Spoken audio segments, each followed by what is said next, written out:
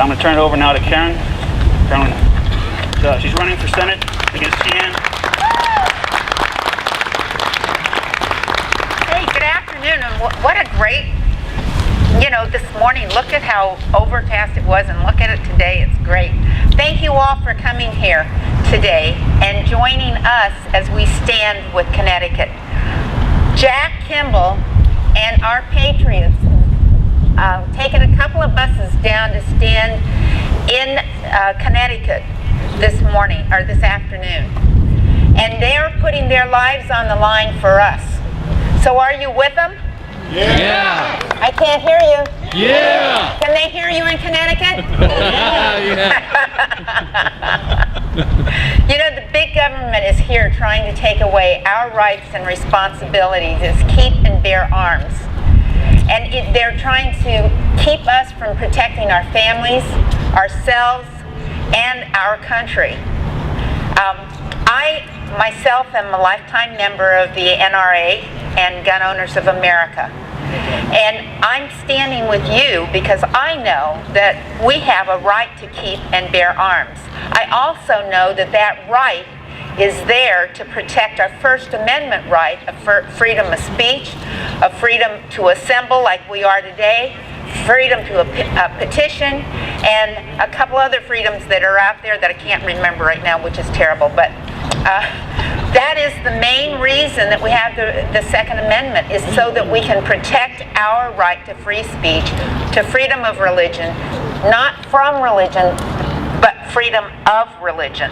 And so when we stand here today to say that we believe that we have the right to the Second Amendment to keep and bear arms, we're saying to the bureaucratic bullies in Washington, D.C., it's time to stop. Do not infringe upon our rights to keep and bear arms. I want to tell you about my family, first of all. My family, when they were in the military service, stood up and took an oath to protect and defend the Constitution of the United States against all enemies, both foreign and domestic. They understood they were putting their lives on the line. My father served in World War II in one of the most highly decorated units of the United States Army. My husband was a distinguished officer in the United States Air Force.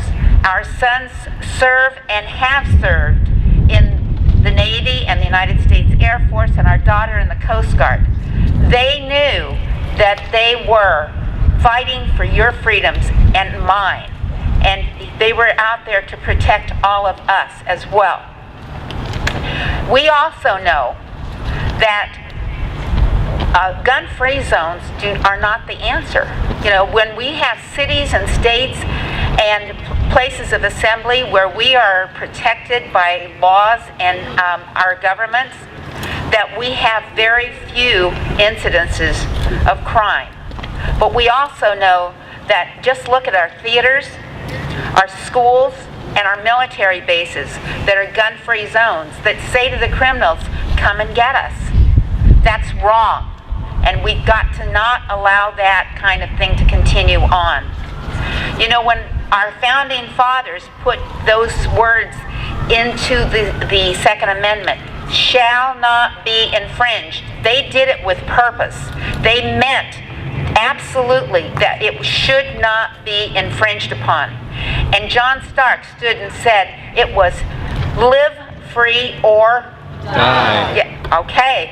And so we need to stand with our brothers and sisters in Connecticut and uphold their right to keep and bear arms. And I need you to join me today.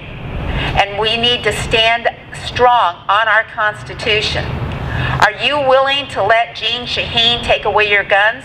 No. Are you willing to let Carol Shea Porter take away your guns? No.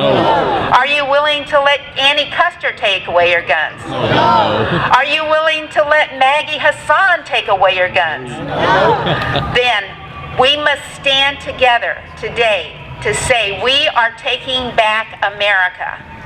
We are taking back the USA. Thank you.